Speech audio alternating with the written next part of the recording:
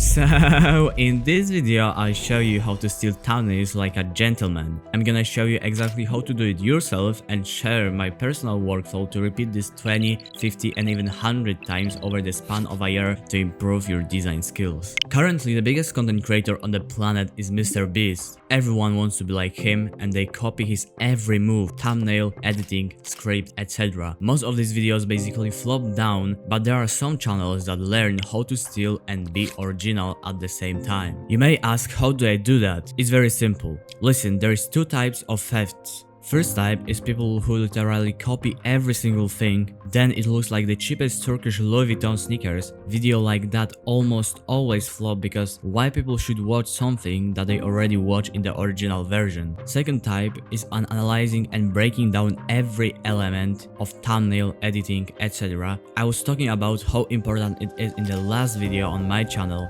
and after breaking down thumbnails multiple times and watching some tutorials, you'll learn how to make any thumbnail you imagine. Okay, so hello everyone. As I said before, I'm gonna to teach you how to break down every thumbnail you see, and a poster and a header and a design you want to break down. You're gonna do it after this video because I'm gonna teach you. I will give you knowledge, not ready project. So it means that you're gonna learn how to do it with anything, not with just one example, like most of the people do. So at the beginning, we need to start with the most important thing. When making thumbnail, we're making everyone step by step. We're trying to not make mess. We're trying to do everything. We're trying to do everything in the right moment. So basically, this example is very good to teach you how to break down thumbnails because we have before effect and after effect, and it shows how the designer how designer was thinking while creating this thumbnail. If you're more experienced designer, you already see these things, but if you're not, just watch and you're gonna learn everything step by step. So starting, we have the most important thing, which is sketch. Really, maybe I'm gonna read this for sketching. Important thing to visualize how it can look in the final version, plus to make sure you'll do thumbnail like you imagined before. Sketch is very underrated thing, and I cannot I just can't understand why not everyone do that. It helps a lot. It shows you how the thumbnail or any design will look like. You can make decisions of changing each thing before making anything, so you'll not waste your time in the future in the next steps, and it will save 100 hours if you will do it if you will do that with every design you do. So it's basically so underrated. I can't understand why, and if you want to be better graphic designer, you need to do it. I did you some I mark you some things I'm talking about. For example, this glass you see there is also, like in the sketch, this guy is also right here. These particles included also the moon, the idea of background. There is a darker place, so it means that it might be some kind of ground, some kind of trees, forest. There is sketch a little bit of depth effect with clouds. There is also cloud going on the moon, making very cool effect, and the moon shining bright right to the person. What we see there on the edges, everywhere. Basically, you can, with doing sketch, you can make your work so much easier, and it takes I don't know, 5 minutes maybe if you have idea in your head. So next thing is field camera roll. focus on making shadows blue and hard in the right places, adding a lot of texture plus effects. In this case, shadows are bluish. They are hard in the right places, like there. Why camera raw filter is important, and why every kind of retouching is important, because if we are making thumbnail, there you can say a lot of layers right here. For example, in the YouTube, you're gonna pay attention in the YouTube main page. If you will see this thumbnail, you'll pay most attention on this guy. So it means that no matter if it's realistic or if it's not, in this case it's completely not realistic, because this guy has so bright face. So it means that right there has to be some kind of some source of light, but moon is right there, and moon is the main source of light we see. So basically face should be very dark, and there should be light only on the edges. But we are on YouTube, we are making thumbnails, and we're not taking care that much about realism as we do when we're creating some kind of art. Because on YouTube main page, this face will give us it's so much more catchy than if I will do something like this. You can just compare.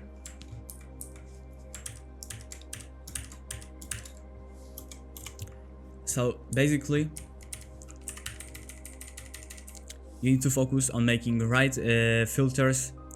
Also, in this case, designer added a lot of texture. It means that you can easily see some kind of noise on main character. It gives us a little bit of cinematic vibe.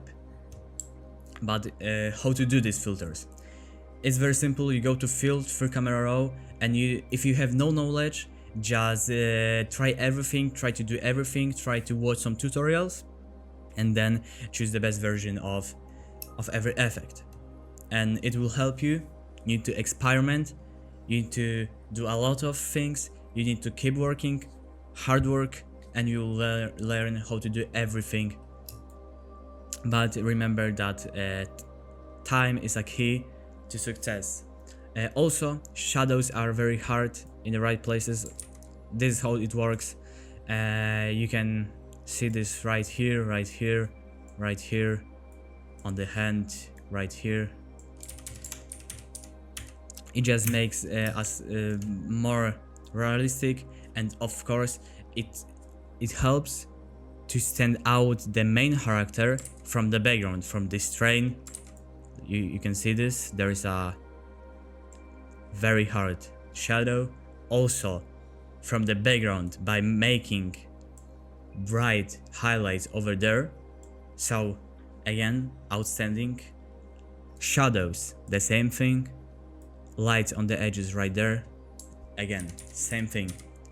Very easy. Next thing is huge level of saturation for making better look for thumbnail, more catchy. You don't need to do thumbnail realistic on YouTube, because realism is not always better on YouTube. So I said it before, we're trying to focus on making our thumbnails catchy, so we're going to use very saturated colors, bright colors. We're going to experiment with brighter colors, not darker. Everything just to make our thumbnail more engaging, more catchy. For example, his whole face is saturated. We can see right here. His tongue is very saturated, his mouth is very saturated, his phone is very saturated. I mean his screen of the phone. His eyes are so saturated, because you can see the difference in this between these eyes and this. Also some curves to add lights, some curves like that, and like that to make shadows. Very simple, and it change it changed a lot.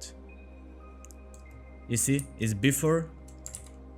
It looks flat, it looks boring, it looks unrealistic, it's completely no eye-catching, and this one is very great, absolutely fantastic.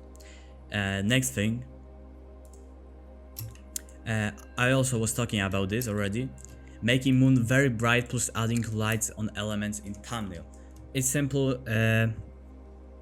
Everything you need to do is to learn how to make beautiful realistic highlights, how to make highlights on elements, on persons, on things, how the lights works. And it's not that easy as a thing, because I'm pretty experienced designer and I'm still not the best in making highlights, great shadows, great color grading, but I'm trying my best. I think I'm doing very decent, maybe even good. But there is always place for making it better. In this case, moon is very bright, the light goes this side, so it's obvious that it is obviously that the light will shine right here on the edges of every element. You can see this on her, on his suit, on his hand. Another source of light that is it's this yellow light from the train. It looks very good, because as you can see here, we did a train in the sketch, but it's so boring. There is absolutely no light. It looks flat. In this case, we cannot see even this light. It means that we're not paying attention on this side of thumbnail, but in this case, of course, this train is absolutely moved, so it's completely new, another perspective. But still, if there is a light, we're paying more attention for this. Of course, not many people do that, because as I said before, 99% of people, when see thumbnail, will pay attention on main thing, in this case on this man, and maybe on this guy right behind him. Next thing, another thing about maximizing the main elements, dramatic explosive face for making thumbnail more eye-catchy and showing more emotions.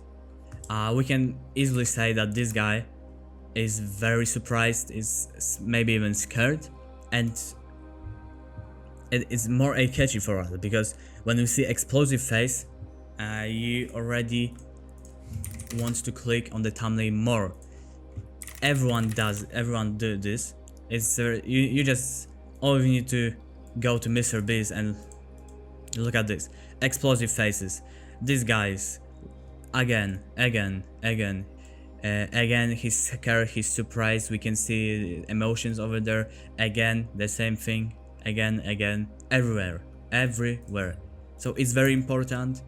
And another thing, the last one in this case, in this example, making train like he's moving very fast. There is multiple ways to do that thanks to blurs. We want to blur this space of the thumbnail and make it a little bit darker, as you can see. Why? Because we want to make viewer look at this only on our guy, because this main topic of the video probably of the thumbnail. So we want to make sure that the viewer will look at the right thing. And if you lost on when I was talking about something, I will give you this breakdown for free in the description. It's my first time when I'm doing this kind of video, like I'm talking non-stop. I have absolutely no script for that. I'm doing everything right now. I'm thinking about this right now, so it might be a little bit chaotic. Okay, there is another thumbnail. Overall look, interesting look of thumbnail, making people want to click on the video. But why it makes people want to click on the video? So first thing, element elements that say something about the video but contain no spoilers, making viewers want to watch and to see what happens. It's fantastic. Thumbnail is mysterious. It fits very good and it works very good with title because title doesn't say the same thing as the thumbnail do. And also there's a lot of important elements that might tell us something about the video, but it doesn't spoiler anything, and it's very good. It's eye-catchy, engaging for viewers. It's the idea of this thumbnail is very good. It's perfect, and also it's very good because it's very good thanks to the very saturated colors, very bright lights, a bit too much. In this case, definitely a bit too much. If you use colors that are too saturated or lights that are too bright, it might be disengaging. It's true, in this case there is a little bit too saturated and too exposure, but it's not important that much because when we are on YouTube we see something like this, so it's nothing wrong. We have saturated colors, so again more catchy for viewer. It will stand out from other thumbnails, and it will absolutely help our thumbnail, help our video to perform better with this thumbnail. This thumbnail is very eye-catchy thanks to saturated colors and good elements that makes people want to watch this. And if I would see this video on YouTube and I was interested in Minecraft, I would definitely click on it. And it's an example of perfect thumbnail and things that you should learn as well. So assuming everything, this thumbnail and this, you have to know to break down these thumbnails, and then after you break down, after you will make some kind of sketch of whiteboard, of blueprint, see what you have seen, then you need to write everything and then learn how to copy this, how to do the same, and in the next thumbnails just use it, and I guarantee that it will perform so much better. It's completely game-changing knowledge, and I hope you understood everything. This breakdown you will also have in the description. There is absolutely no problem to go download this and read this. So I hope I helped, and see you in the next videos.